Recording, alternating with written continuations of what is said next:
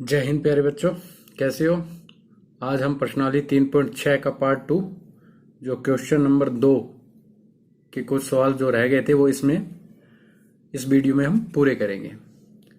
जैसा कि आप सामने देख पा रहे हैं कि क्वेश्चन नंबर 2 में लिखा है कि निम्न समस्याओं को रैखिक समीकरण युग्म के रूप में व्यक्त कीजिए और उनके हल ज्ञात कीजिए।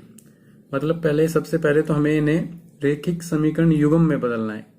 इन प्रश्नों को पढ़कर पहले समीकरण बनानी है, रैखिक समीकरण युग्म बनानी है हमें। फिर उसे जैसे हम पीछे पर कर चुके हैं विलोपन प्रतिस्थापन विधि से, उसमें से किसी भी विधि से हमें इसे हल करना है। एक्स और वाई का मान हमें निकालना है जो वो पूछ रहा है। उसी क्रम में देखो क्वेश्चन नंबर 2 का जो फर्स्ट पार्ट है, पहला प्रश्न है जो उसमें कह रहा है कि ऋतु धारा के अनुकूल 2 घंटे में 20 किलोमीटर तैर सकती है और धारा के प्रतिकूल 2 घंटे में 4 किलोमीटर तैर सकती है। अनुकूल मतलब जिधर धारा बह रही है, अगर उसी दिशा में तैरती है ऋतु तो 2 घंटे में 20 किलोमीटर की दूरी तय कर लेती है। लेकिन धारा के अगर विपरीत यानी जिस तरफ पानी चल रहा है उसके उल्टी तरफ अगर वो तैरे तो 2 घंटे में सिर्फ 4 किलोमीटर ही तैर सकती है। उसकी स्थिर जल में, यानी स्थिर जल का मतलब है ठहरा हुआ पानी, ना पानी बह रहा हो, जो पानी बह नहीं रहा हो उसे स्थिर जल कहेंगे। तो उस स्थिर जल में तैरने की चाल तथा धारा की चाल दोनों ज्ञात करनी है। एक तो उसकी ऋतु की जो तैरने की चाल है वो ज्ञात करनी है, और धारा किस गति से बह रही है यानी पानी किस गति से चल रहा है उसकी चाल भी हमें ज्ञात करनी है। तो शुरू करते हैं। जैसे कि पहले हम इसको समझते हैं कि धारा के अनुकूल अगर पानी इस तरफ बह रहा है, मान लिया ये पानी इस तरफ बह रहा है, और अगर हम जैसे हम नहर में तैरते हैं, नहर में पानी जिस तरफ बहेगा और उसी की तरफ तैरेंगे तो हमें तैरने में आसानी रहेगी और तेजी से तैर पाएंगे। अगर पानी इस तरफ बह रहा है और इसी तरफ हम तैर रहे हैं तो हम आसानी से तैर पाएंगे और जल्दी तैर पाएंगे। लेकिन पानी इस तरफ बह रहा है और इसके प्रतिकूल, इसकी विपरीत दिशा में अगर हम तैरेंगे तो जाहिर सी बात है कि जो पानी की गति है और हमारी जो तैरने की गति है वो दोनों टकराएंगी, जिससे हमारी गति को पानी जो है धीरे कर देगा। तो विपरीत दिशा में तैरने में हमें थोड़ी मुश्किल आएगी या हमारी चाल धीरे हो जाएगी। तो ये दोनों ही चाल हमसे पूछ रहा है। तो सबसे पहले हम मानते हैं कि माना स्थिर जल में चाल, क्योंकि उसने जो हमसे पूछा है वही एक्स और वाई मानना है प्रत्येक सवाल में, ठीक है। तो पहले पूछा है स्थिर जल में चाल, तो माना स्थिर जल में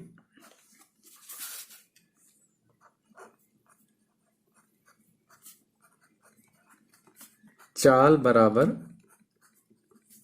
x किलोमीटर प्रति घंटा, यानी स्थिर जल में चाल हमने x मान ली।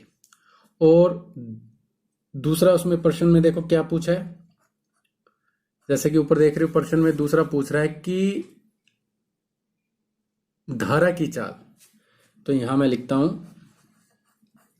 माना धारा की चाल, जो पानी की चाल है उसे अपने मान लेते हैं y किलोमीटर, यानी हर किलोमीटर में हर घंटे में 1 किलोमीटर की दूरी तय करती है प्रति किलोमीटर। इस लाइन का मतलब है प्रति किलोमीटर प्रति घंटा। अब देखो मैंने यहां बताया था कि अगर पानी की दिशा में तैरेगा तो पानी की जो गति है उसकी गति को तेज कर देगी, यानी पानी की गति और उसकी गति जुड़ जाएगी। और जो पानी बह रहा है जिस दिशा में और उसकी तरफ उल्टी दिशा में हम अगर तैरेंगे तो पानी की गति हमारी गति को धीरे कर देगा। तो यहां अपने लिखते हैं अतः अनुकूल, जो उसकी अनुकूल दिशा में चाल है वो क्या हो जाएगी, अगर पानी की तरफ ही तैर रहा है तो उसकी चाल, ऋतु की चाल और पानी की चाल दोनों की चाल जुड़ जाएगी। तो x प्लस वाई किलोमीटर प्रति घंटा उसकी चाल हो जाएगी, ठीक है। और अगर विपरीत दिशा में तैर रहा है तथा प्रतिकूल चाल, यानी प्रतिकूल का मतलब पानी के विपरीत दिशा में अगर तैरेगा तो जो ऋतु की चाल है और जो पानी की चाल है वो कम कर देगा, यानी घटा देंगे, तो किलोमीटर प्रति घंटा। तो ये अनुकूल चाल आ गई और प्रतिकूल चाल आ गई। अब देखो प्रश्न में प्रथम शर्त क्या है।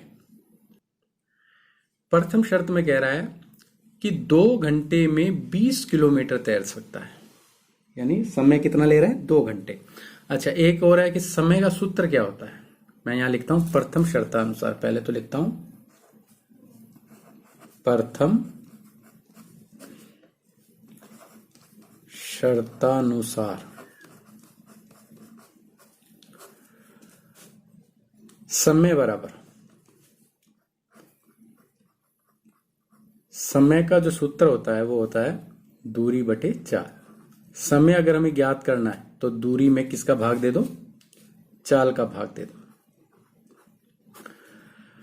अब देखो पहली शर्त में दूरी कितनी है, दूरी है 20 किलोमीटर।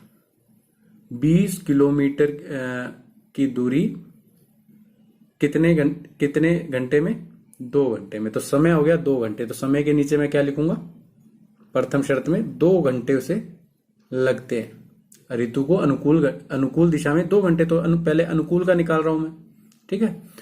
2 घंटे किसमें, दूरी कितनी है, 20 किलोमीटर।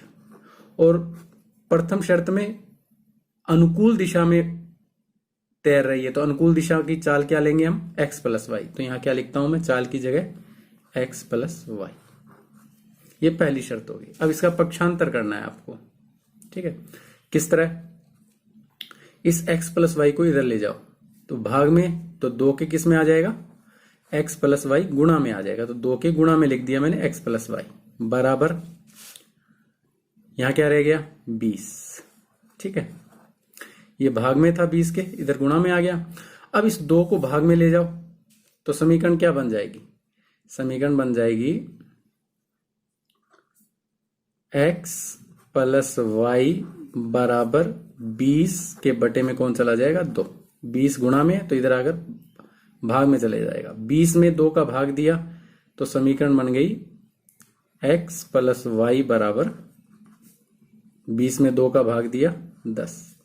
तो ये समीकरण हो गया हमारे पास ए, यानी पहली शर्त से हमने पहली रेखिक समीकरण बना ली है।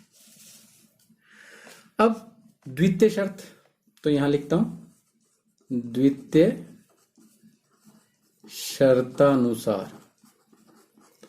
अब द्वितीय शर्तानुसार वही समय बराबर क्या है, समय का सूत्र क्या होता है, समय बराबर होता है दूरी बटे में 4।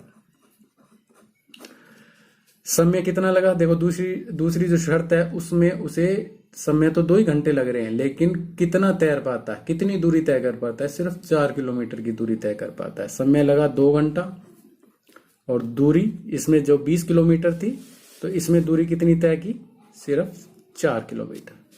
किस चाल से, प्रतिकूल चाल से। प्रतिकूल चाल हमने क्या मानी है, x माइनस वाई, क्योंकि उसकी चाल पानी की चाल कम कर देगा, तो x माइनस वाई, ठीक है। अब उसी तरीके से जैसे हमने ऊपर किया है, पक्षांतर करेंगे, x माइनस वाई को इधर लेके आएंगे तो 2 के गुना में आ जाएगा x माइनस वाई। यहां क्या रह गया 4। अब 2 का पक्षांतर कर दो तो x माइनस वाई बराबर क्या आ जाएगा, 4 बटे में 2। तो दूसरी समीकरण क्या बन गई, x माइनस वाई बराबर 4 में 2 का भाग दिया 2। तो ये समीकरण 2 आ गई।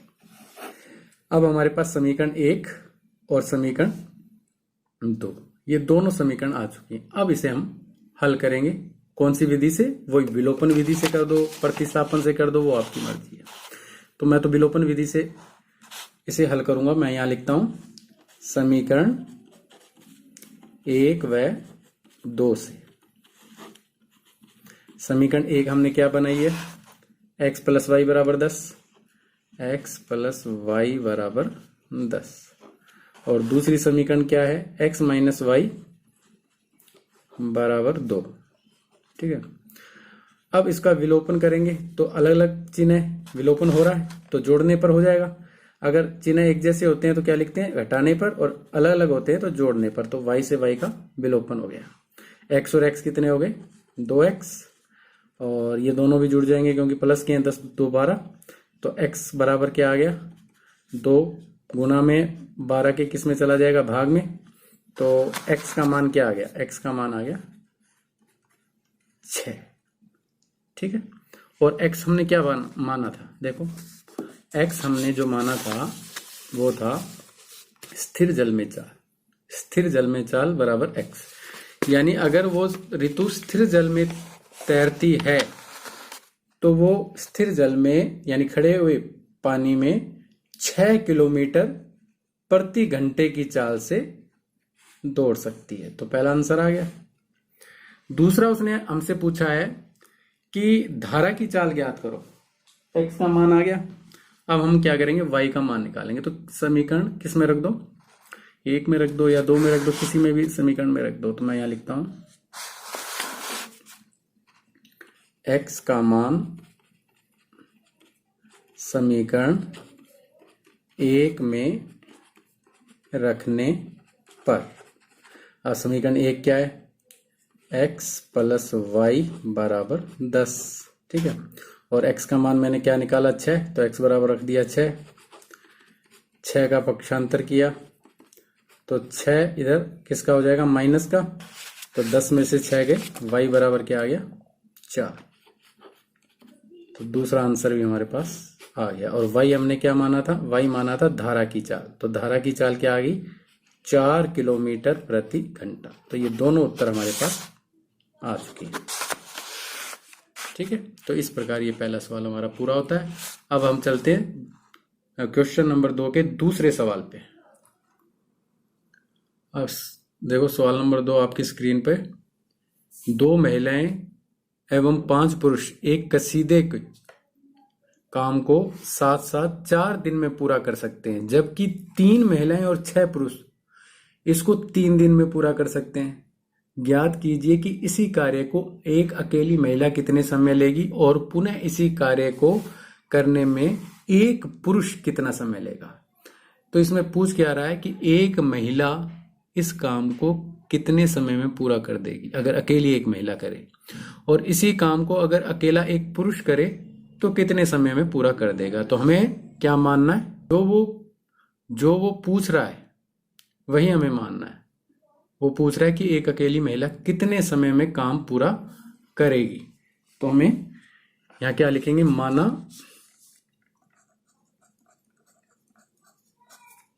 एक महिला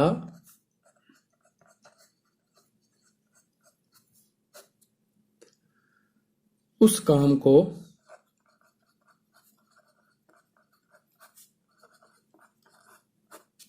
x दिन में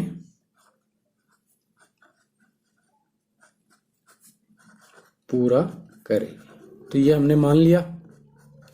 इसी तरह पुरुष का, तथा एक पुरुष उस काम को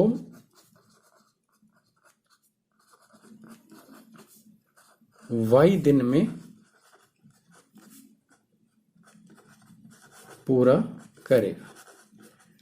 जो उसने पूछा है वो हमने मान लिया कि महिला x दिन में पूरा करती है और y उसी काम को y दिन में पूरा करता है। ठीक है। अब क्या कह रहा है आगे सवाल में, देखो सवाल को ध्यान से पढ़ो। आगे वो कहता है कि यदि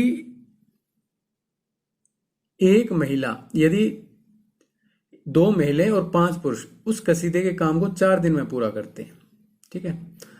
तो सबसे पहले तो हमें महिला की कार्य क्षमता निकालनी पड़ेगी कि एक महिला अगर किसी काम को x दिन में पूरा करती है तो उसकी कार्य क्षमता क्या होगी। ठीक है। तो पहले कार्य क्षमता निकालते हैं हम। अगर हमने ये माना है तो यहां लिखेंगे तब एक महिला की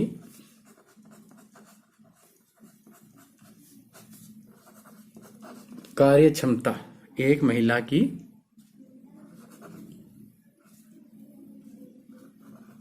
कार्य क्षमता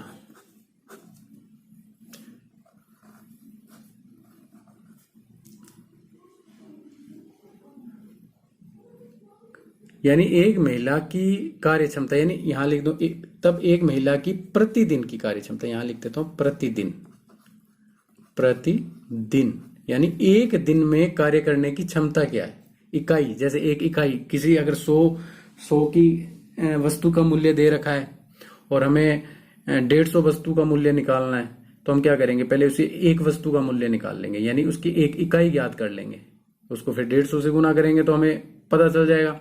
उसी तरह अगर हमें किसी महिला की कार्य क्षमता निकालनी है तो उसका प्रतिदिन का क्षमता निकालेंगे, भी एक दिन में महिला कितना काम करती है। तो कार्य क्षमता निकालने का भी सूत्र होता है काम बटे समय, है ना। कार्य क्षमता का एक सूत्र होता है काम बटे, यानी कार्य बटे में काम लिख दो या कार्य लिख दो, कार्य बटे में समय। तो कार्य कितना, एक, कोई एक कार्य पूरा करती है कितने समय में, क्या माना है हमने, x दिन में पूरा करती है, तो इसकी एक कार्य क्षमता आ गई 1/x, यानी एक दिन में एक काम करने की कार्य क्षमता है उसकी 1/x। इसी तरह पुरुष की निकालनी है कार्य क्षमता, तथा एक पुरुष की प्रतिदिन कार्य क्षमता बराबर वही काम बटे समय, तो काम है 1 और समय कितना माना है पुरुष का हमने y, क्योंकि y दिन में पूरा करता है तो y समय हो गया इसका। तो ये हमने कार्य क्षमता इसकी लिख दी, ठीक है, कार्य क्षमता निकाल ली। अब कार्य क्षमता हमको पता चल गया भी एक पुरुष एक दिन में कितना काम करता है, तो हम उसी हिसाब से इसका प्रथम शर्तानुसार, अब देखो प्रथम शर्त में देखो कितनी महिलाएं हैं, 2 महिलाएं हैं और कितने दिन काम करती हैं, 4 दिन काम करती हैं, यानी एक महिला एक दिन में 1/x काम करती है, तो 2 महिलाएं 4 दिन में कितना काम करेंगी, वही निकाला ना मैं। तो यहां लिखता हूं मैं 2 महिलाएं द्वारा 4 दिन में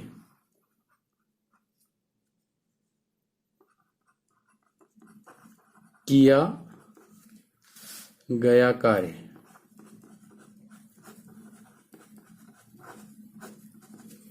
एक महिला एक दिन में 1/x करती है, तो 2 महिलाएं 4 दिन में कितना करेगी, तो हम क्या करेंगे, इन दोनों का गुणा कर देंगे, ठीक है।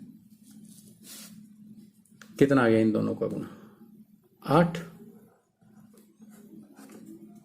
2 महिलाओं को दिनों से गुणा कर देंगे, और एक महिला का एक दिन का कार्य की क्षमता क्या, 1/x, तो इसको गुणा कर देंगे 1/x से, तो क्या आ गया, 8 एकम 8, 8/x, यानी 2 महिलाएं 4 दिन में कितना काम करेंगी, काम का 8/x भाग काम कर देंगी।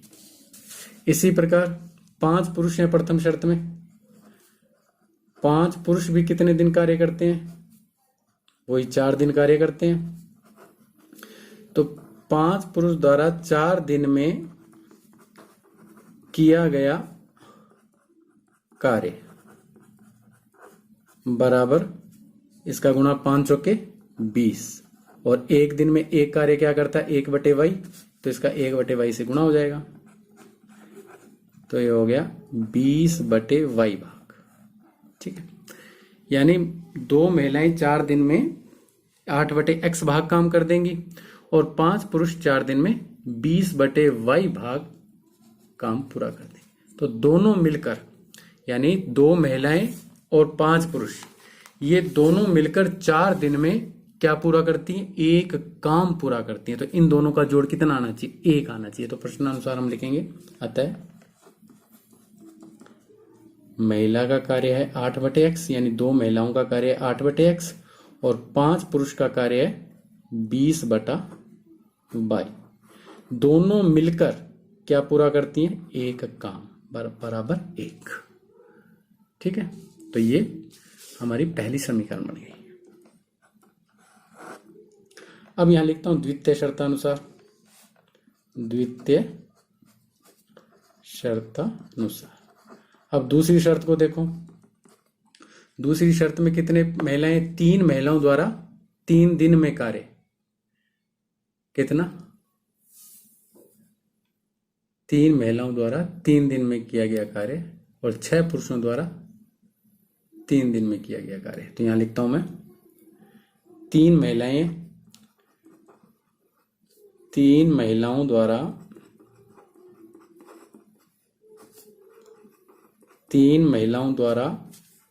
3 दिन में किया गया कार्य। कितना काम किया है 3 दिन में 3 महिलाओं ने?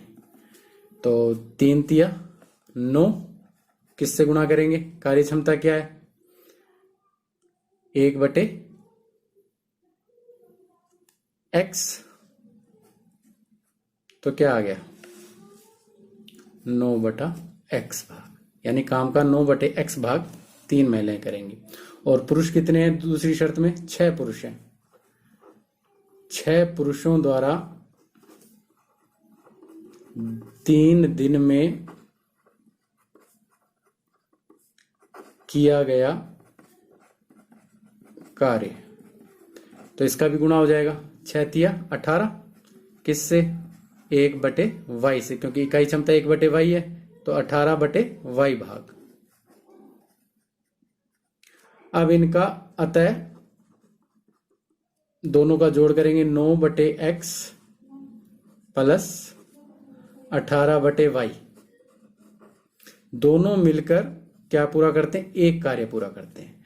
यानी 3 महिलाओं ने 3 दिन में 9/x काम किया और 6 पुरुषों ने 3 दिन में 18/y काम किया, दोनों ने मिलकर एक काम को पूरा किया, तो दोनों का जोड़ क्या आ गया? 1। तो ये समीकरण हमारे पास आ गई दूसरी। अब देखो ये समीकरण 1 और 2 को जो हमने सवाल उससे पहले हल किए थे, इससे पहले क्वेश्चन नंबर 1 में, जिसमें हम बटे में अगर कोई संख्या होती थी तो हम क्या करते थे? मानते थे, माना 1/x बराबर a, 1/y बराबर b, तो उसी प्रकार यहां मानना है हमें, ठीक है ना। तो यहां लिखता हूं मैं, माना, अब देखो यहां बटे में ना, तो 1/x का मान मैंने ले लिया a, ठीक है, तथा 1/y का मान क्या ले लिया? b ले लिया, जैसे हमने क्वेश्चन नंबर 3 में किया था, और उसका मान फिर वापस रखकर हमने x और y का मान निकाल लिया था, ताकि बटे में संख्या ना रहे, ठीक है। अब ये मान हमें समीकरण 1 में रखना है, यानी 8/x का 8 का किससे गुणा? 1/x से, और 1/x की जगह क्या लिखना है? a, तो ये कितना हो जाएगा? 8 है, और ये कितना हो जाएगा? 20b, ठीक है। तो यहां लिखता हूं मैं, अतः 8a प्लस 20b बराबर 1। ये समीकरण क्या बन गई? 3 बन गई। इसी तरह समीकरण 2 में भी a और b का मान रखता हूं, तो 9a हो जाएगा, ये कितना हो जाएगा? 18b बराबर 1। ये समीकरण 4 बन गई। अब समीकरण 3 व 4, इन दोनों का विलोपन विधि से हल करना है, तो कोई भी गुणांक बराबर नहीं है, तो गुणांक बराबर करने के लिए हम क्या करेंगे? इसको तो 9 से गुणा कर देंगे और इसको 8 से गुणा कर देंगे। ये तो हो गया 9 8 72 और ये 8 9 72, यानी 72 72 दोनों बराबर हो जाएंगे, क्योंकि विलोपन करने के लिए एक गुणांक बराबर होना आवश्यक है, ठीक है। तो यहां मैं लिखता हूं, समीकरण 3 को 9 से तथा समीकरण 4 को 8 से गुणा करने पर, अब देखो गुणा करते हैं तो इसको 9 से करना है समीकरण 3 को, तो 9 8 72, ठीक है। 8 को 20 से किया, 20 8, अब 20 को 9 से किया, सो 9 से करना है ना, 9 8 72, 20 निमा 180 और 9 एकम 9। इसी तरह इस समीकरण 4 को 8 से गुणा करना है, तो 9 8 72, 18 8 144 और 8 एकम 8। अब विलोपन विधि किसका? इन दोनों का विलोपन हो रहा है, चिन्ह एक जैसे हैं, चिन्ह एक जैसे हैं, तो क्या लिखेंगे? घटाने पर, ताकि चिन्ह बदल जाएं। यहाँ लिखता हूँ घटाने पर, तो ये माइनस हो गया, ये भी माइनस हो गया और ये भी माइनस हो गया। विल ओपन 180 में से 144 के 10 में से 4 गए 6 3 36 बी बराबर 9 में से 8 गया 1 प्लस का, तो बी बराबर क्या आ गया 1/36। तो बी का मान आ गया हमारे पास। ठीक है, अब इस बी का मान चाहे समीकरण 1 में रख, 3 में रख दो या 4 में रख दो। तो मैं यहाँ लिखता हूँ 4 में रख देते हैं ताकि 18 से ये 36 कट जाएगा ना, तो 4 में रख देता हूँ, आसान रहेगा। तो यहाँ लिखता हूँ मैं समीकरण बी का मान, समीकरण 4 में रखने पर, समीकरण 4 क्या है 9a प्लस 18b बराबर 1। 9a प्लस 18b की जगह क्या लिखना है 1/36, क्योंकि b का मान क्या है 1/36 बराबर 1। 36 से कट गया 18 दूना 36, क्या बच गया 9a प्लस 1/2 बच गया ना, यहाँ पे ऊपर 1 और नीचे 2 बच गया बराबर 1। 1/2 का पक्षांतर कर देंगे तो 1/2 1 के पास किस में आ जाएगा माइनस में। दोनों का लघुत्तम ले लिया तो दोनों का लघुत्तम आ गया 2, तो यहाँ 2 एकम 2 माइनस 1। ठीक है, अब इसको घटा दो, 2 में से 1 गया 1/2, 2 में से 1 गया 1/2। अब 9 गुणा में इधर भाग में चला जाएगा 2 के, तो a बराबर क्या आएगा ये 9 गुणा में, तो 1 यहाँ इसके गुणा में आ जाएगा है ना, यहाँ 1 के भाग में आ जाएगा, तो 1/9 दूनी 18, 1/18 a का मान आ गया हमारे पास। b का मान भी आ गया, a का मान भी आ गया। तो इसको हम वापिस जहां हमने माना था, यहाँ माना था ना, a की जगह क्या रखेंगे 1/36 और b की जगह रखेंगे 1/36 और a की जगह रखेंगे 1/18। तो अब यहाँ लिखता हूँ मैं मान वापिस रखने पर, जो मान हमने निकाले इसको वापिस रखते हैं जहां हमने माना था। मान वापिस रखने पर, ठीक है, क्या माना था हमने 1/x बराबर a। अच्छा, a का मान क्या निकाला है हमने, a का मान हमने देखो निकाला है 1/18, तो यहाँ रखता हूँ 1/18। तिरछा गुणा कर दो 18 को 1 से और x को 1 से, तो x एकम x बराबर 18 एकम 18। तो एक महिला उस काम को कितने दिन में पूरा करेगी 18 दिन में, तो ये आंसर 18 दिन। ठीक है, अब दूसरा हमने क्या माना था 1/y बराबर क्या माना था b, और b का मान क्या निकला है, b का मान हमने निकाला 1/36, तो इसका भी तिरछा गुणा कर दो, तो y बराबर क्या आ गया 36। तो y क्या माना था हमने, y हमने माना था पुरुष, एक पुरुष उस काम को y दिन में पूरा करेगा, तो y दिन मतलब 36 दिन। पुरुष उस काम को 36 दिन में पूरा करता है और जो महिला है वो उसी काम को 18 दिन में पूरा करती है। तो इस प्रकार हमारा ये जो दूसरा सवाल है, दूसरे का जो दूसरा सवाल है वो पूरा होगा। अब हम चलते हैं तीसरे सवाल की ओर। तीसरा सवाल देखो, रूही 30 किलोमीटर की दूरी पर स्थित अपने घर जाने के लिए कुछ दूरी रेलगाड़ी द्वारा तथा कुछ दूरी बस द्वारा तय करती है। यदि वह 60 किलोमीटर की दूरी रेलगाड़ी द्वारा और शेष बस द्वारा दूरी तय करती है तो उसे 4 घंटे लगते हैं। मगर अगर 100 किलोमीटर की दूरी रेलगाड़ी से चले और शेष बस से यात्रा करे तो उसे 10 मिनट और ज्यादा लगेंगे, 4 घंटे 10 मिनट लगेंगे। यानी रेलगाड़ी एवं बस का क्रमशः चाल ज्ञात करो। क्या पूछ रहा है, रेलगाड़ी की और बस की चाल पूछ रहा है। तो हम यहाँ पर क्या मानेंगे, रेलगाड़ी की चाल। तो यहाँ पे हम रेलगाड़ी की चाल क्या है और बस की चाल क्या है ये ज्ञात करेंगे। ठीक है, तो यहाँ पर अपने मानते हैं, माना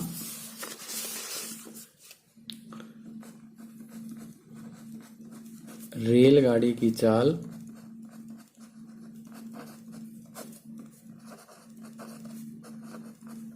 बराबर x किलोमीटर प्रति घंटा। उसी प्रकार बस की चाल माननी है, तथा बस की चाल बराबर y किलोमीटर प्रति घंटा। तो ये बस और रेलगाड़ी की चाल हमने मान ली, ठीक है, क्योंकि यही हमसे वो पूछ रहा है। अब पहली शर्त में देखो क्या है, प्रथम शर्तानुसार। पहली शर्त में वो कह रहा है कि यदि वो 10 किलोमीटर 60 किलोमीटर रेलगाड़ी से चले, यानी 60 किलोमीटर किससे चलता है, रूही 60 किलोमीटर चलती है रेलगाड़ी से, और फिर कितने किलोमीटर बच गए, देखो कुल कितने किलोमीटर, पहले ये देखो कुल कितने किलोमीटर की दूरी तय करनी है, उसे कुल 300 किलोमीटर की दूरी तय करनी है। अगर 60 किलोमीटर रेलगाड़ी से चली तो बाकी कितने बचे, क्योंकि उसमें प्रश्न में नहीं दे रखा बाकी, वो तो हमें निकालना पड़ेगा। उसने सीधे लिख दिया शेष बस द्वारा तय करेगी। 60 किलोमीटर रेलगाड़ी से, शेष बस से। तो 60 अगर रेलगाड़ी से चल रही है तो 300 में से 60 गए 240, तो 240 किससे दूरी तय करेगी, बस से, ठीक है। अब 60 किलोमीटर रेलगाड़ी से और 240 बस से यात्रा की, तो पहली शर्त तो यही है, और हमें पता है कि दोनों मिलाकर कुल कितने घंटे लगे, उसे कुल लगे 4 घंटे। तो बराबर क्या लिख देंगे, 4 घंटे। चूंकि हम जानते हैं कि समय बराबर क्या होता है, समय बराबर होता है दूरी, समय बराबर होता है दूरी बटे 4, और समय कितना लगा, समय लगा 4 घंटे, ठीक है। उसने दूरी जो तय की है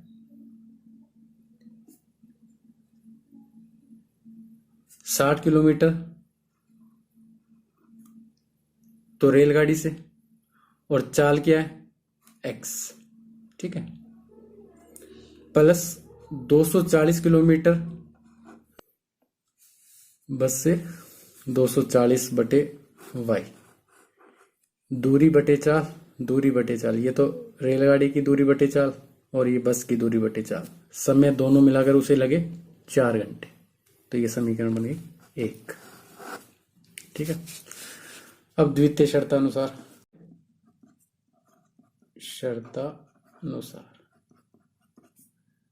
अब दूसरी जो शर्त है उसमें देखो कि 100 किलोमीटर तो वो रेलगाड़ी से और 200 किलोमीटर बस से, तो यहां लिखता हूं मैं 100 किलोमीटर रेलगाड़ी प्लस 200 किलोमीटर बस से। 100 किलोमीटर रेलगाड़ी से, 200 किलोमीटर बस से यात्रा करते हैं, तो उसे कितने लगते हैं, 4 घंटे प्लस 10 मिनट और एक्स्ट्रा लग जाते हैं ऐसे यात्रा करने पर। अगर 100 किलोमीटर रेलगाड़ी से चले और 200 बस से चले तो 10 मिनट ज्यादा लगेंगे।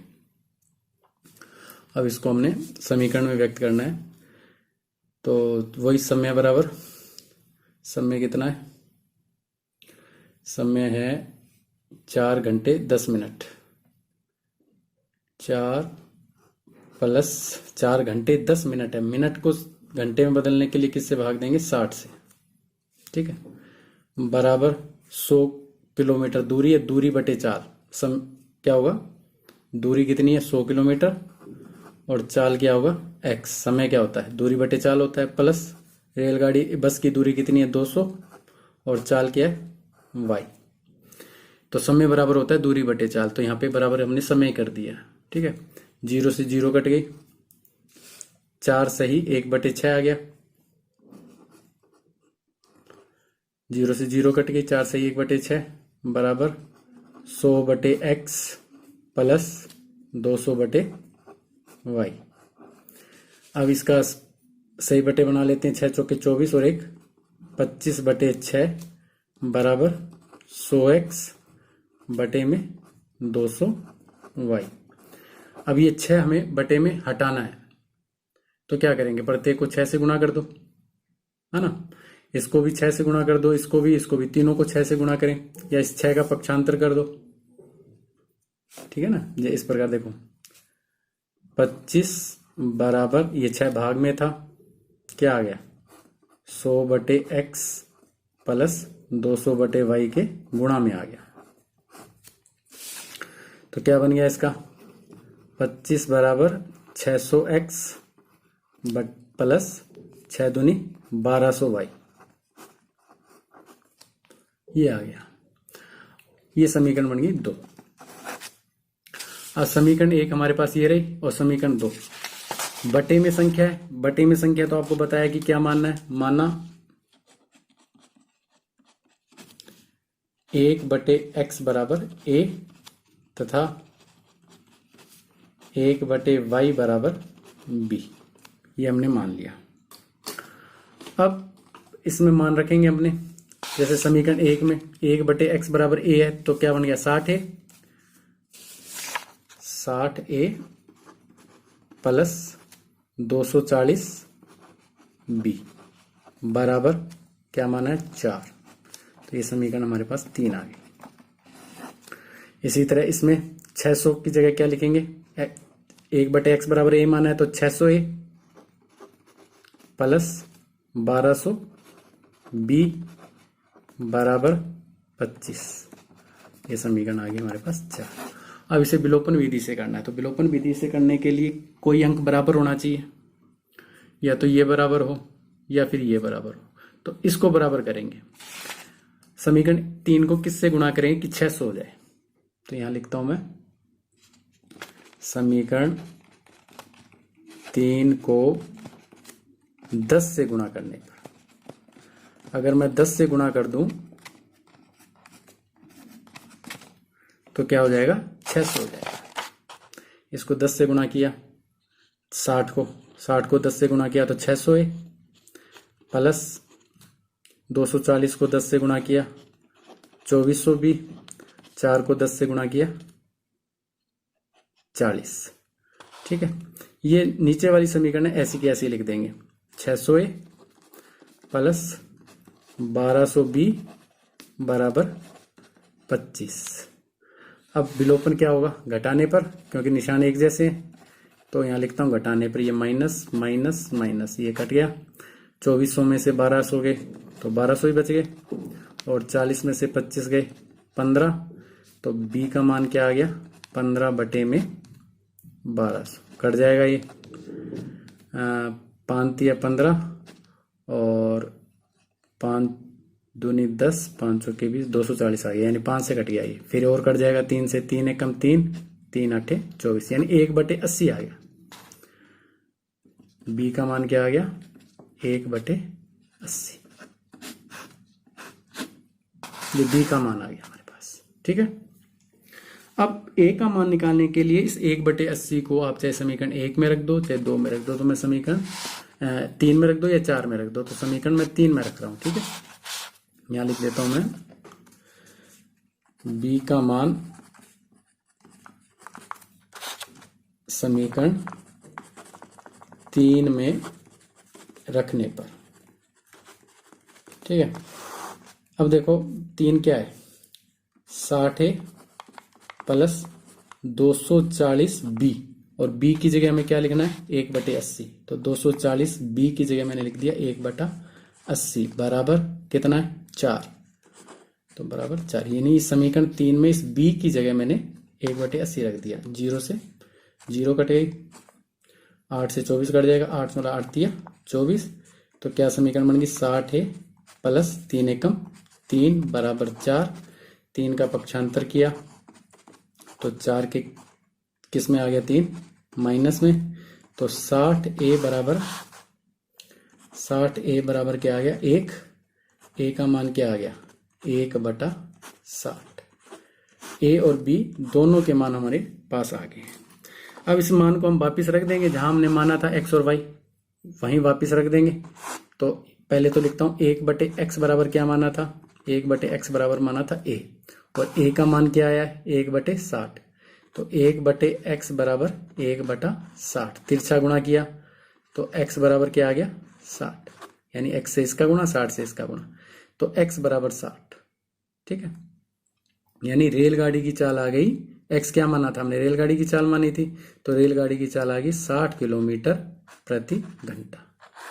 और 1/y बराबर हमने क्या माना था, b, और b का मान क्या आया, b का मान आया 1/80, तो इसका भी तिरछा गुणा करेंगे, तो y बराबर क्या आ जाएगा 80, यानी बस की जो चाल है वो x किलोमीटर प्रति घंटा है। तो ये बस की चाल आ गई, ये आ गई रेलगाड़ी की चाल, जो उसने हमसे पूछा था कि बस की चाल और रेलगाड़ी की चाल क्या होगी, तो दोनों हमने ज्ञात कर दी। ठीक है, तो बिल्कुल ही आसान है, अगर थोड़ा ध्यान से आप करोगे तो ये सवाल कोई ज़्यादा मुश्किल नहीं लगेगा। आपको थोड़ा सा अभ्यास करना पड़ेगा इसमें। सबसे पहले तो आपको रैखिक समीकरण में बदलना होगा। ठीक है, रैखिक समीकरण में बदलने के बाद, जैसे ये रैखिक समीकरण 1 और ये रैखिक समीकरण 2, अब इसको हम, जैसे हमने क्वेश्चन नंबर 1 में किया था, बटे वाली संख्या है तो उसको हमें क्या करना पड़ेगा, a और b में बदलना पड़ेगा। 1/x का मान a और 1/y का मान b, और इसमें बदलकर फिर इसे विलोपन विधि से हल कर a और b का मान जब हम निकल जाएगा तो हमें वापिस इसको रखना है, a और b का मान वापिस हमें इसमें रखना है, तो x और y का मान आ जाएगा। तो कैसी वीडियो लगी आप कमेंट बॉक्स में लिखना, और जो भी आपको कुछ भी डाउट है, कुछ भी क्लियर नहीं हुआ है तो उसको कमेंट बॉक्स में लिखें, मैं पूरी तरह कोशिश करूंगा। और इसी के साथ ये 3.6 जो प्रश्नावली पूरी होती है, जो चैप्टर है 3, तो ये पूरा चैप्टर हमारा कंप्लीट होता है। इसके बाद जो 3.7 है वो ऐच्छिक है, आप कहोगे कमेंट बॉक्स में लिखोगे तो मैं करवा दूंगा। वैसे बोर्ड में, राज्य के जो बोर्ड हैं उसमें से सवाल ये पूछे नहीं जाते हैं। तो जो भी आपको डाउट हो वो इस कमेंट बॉक्स में लिखें, और ज़्यादा से ज़्यादा लाइक, शेयर और कमेंट करें। बहुत बहुत धन्यवाद।